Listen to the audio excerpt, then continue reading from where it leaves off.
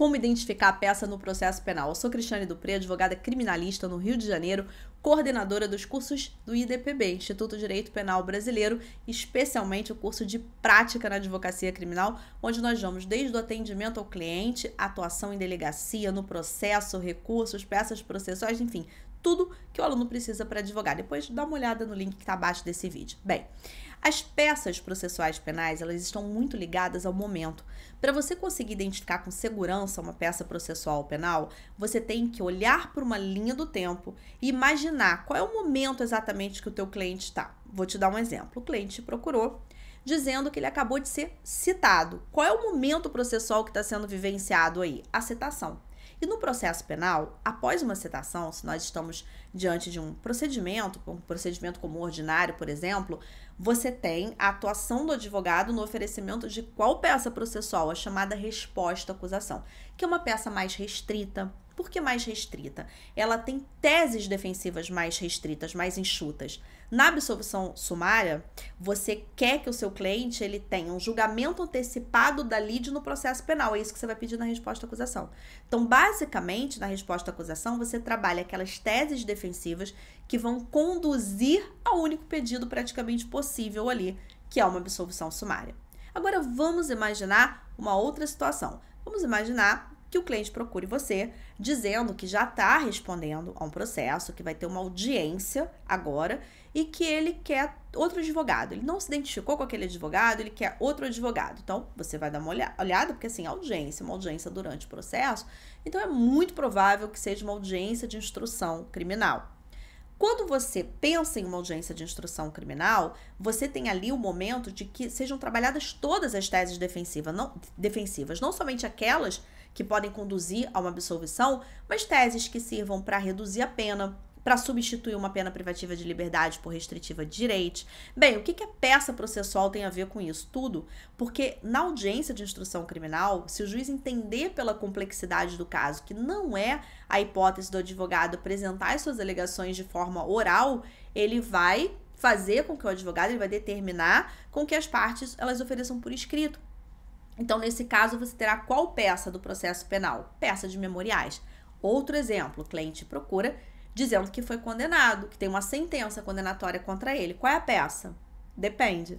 Se o momento processual é de não ter ocorrido ainda um trânsito em julgado, então ainda está no momento do advogado apelar.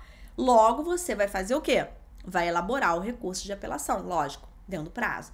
Por quê? Porque se transitar em julgado, se passar o prazo, a situação já é outra. E aí você pode ter o quê? Uma ação autônoma de impugnação, que é uma revisão criminal.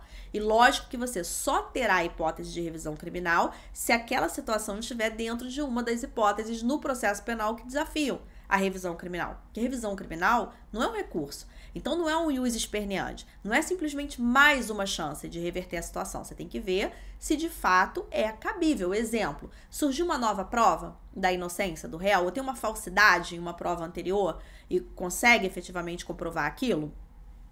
E aí pode ser que você pense assim, então quer dizer que necessariamente para eu identificar uma peça do processo penal, eu preciso do processo em si? Eu não posso ter uma peça processual penal sem que exista um processo em si? Posso. Eu te dei exemplos em que você consegue identificar em virtude do momento processual. Seja esse momento processual a citação, uma audiência, a sentença criminal que ainda não transitou em julgado, a sentença criminal que já transitou em julgado, mas às vezes é diferente. Por quê? Porque pode ser que o cliente ele te procure com outro objetivo. Imagina que o cliente, ele te procura, o familiar geralmente do cliente, procura dizendo, olha, o meu filho, o meu marido, a minha irmã foi preso.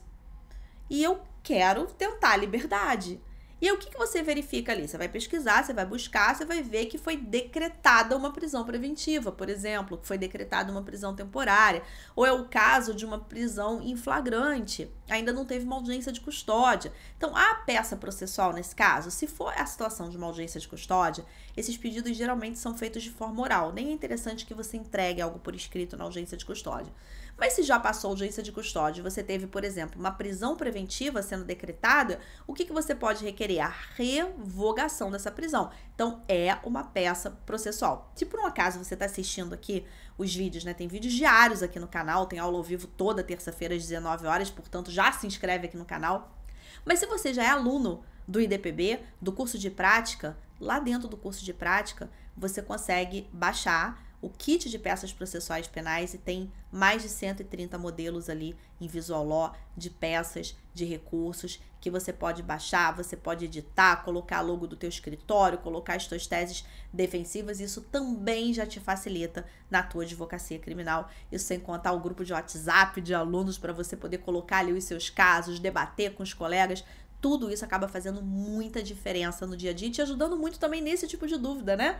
De repente você ficar um pouquinho inseguro, qual é a peça que eu tenho que apresentar aqui, o que eu preciso fazer aqui. Então, clica no link, não deixa de conhecer, dá mais esse passo e vem com a gente fazer parte dessa grande família de criminalistas que é o IDPB. Foi um prazer estar aqui com você nesse vídeo. Até o próximo.